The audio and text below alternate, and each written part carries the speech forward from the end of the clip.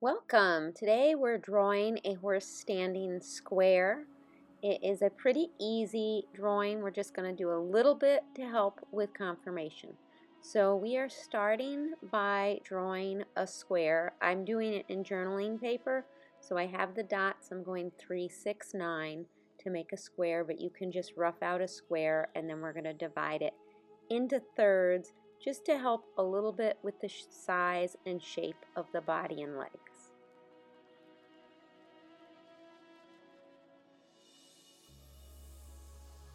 So the top section is the body, and then the lower two are going to be the legs.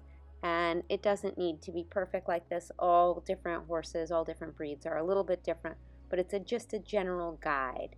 So I'm starting with like the rib cage and up to the wither there in the front. It's kind of like a rock. And then a circle for the rump for the horse.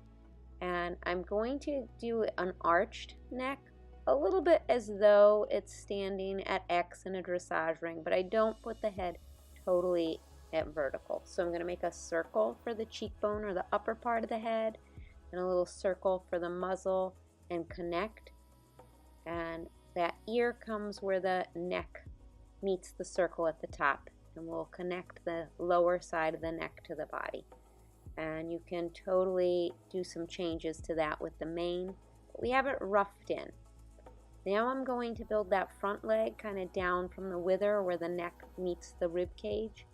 And I went down to that line and I'm making the knee and then in this case the hock.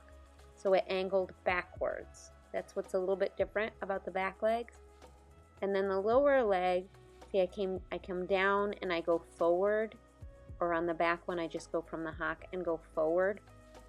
And we're going to make those hooves pointing forward in a moment, but you can see where that little dip comes in. So the upper part of the leg is bigger. So I'm adding that part in. You can see the back leg goes backwards and the front leg goes straight down, but we made the upper part bigger. And we'll switch over just to add the hooves to the bottom so you can see why those lower legs are coming out like that. So I make the angle and the flat bottom, and then it's just a gentle curve connecting the front and back. And now you can see that from the other picture where that's coming from.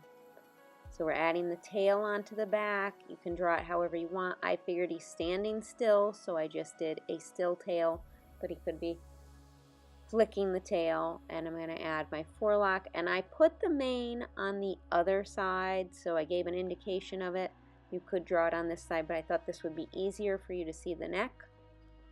And then that little curve is the pastern. So that's like their shock absorber where it's coming forward there. And of course I'm filling it in. So if you did it in pencil, you can do any color you want, whatever your favorite color of course is. I chose to do a gray, and then I am going to do the black mane and tail.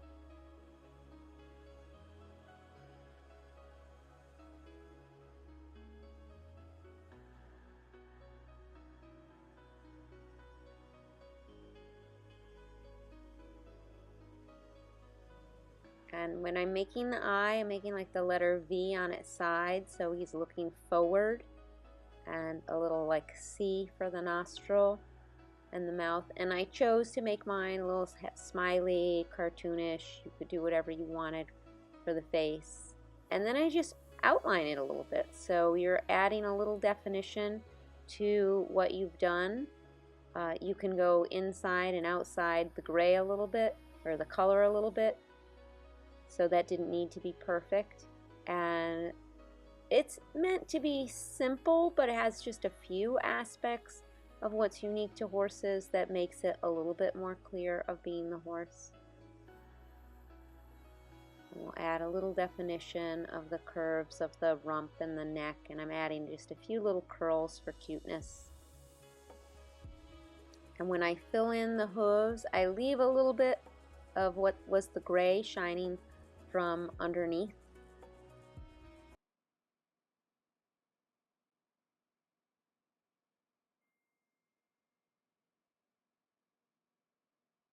So the shoulder and the wither.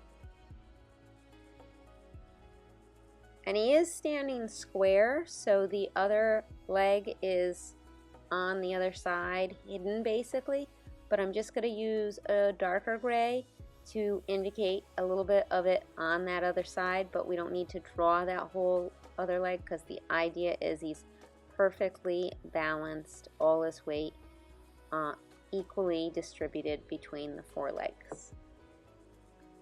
And I use that same dark gray to add a few shadows, and you could definitely do more. I always try to keep it really short and sweet so you can add what you want to it. And when you're done adding the definition and shadow to your liking, of course you're going to erase the square that we drew in pencil that helped us with our proportions.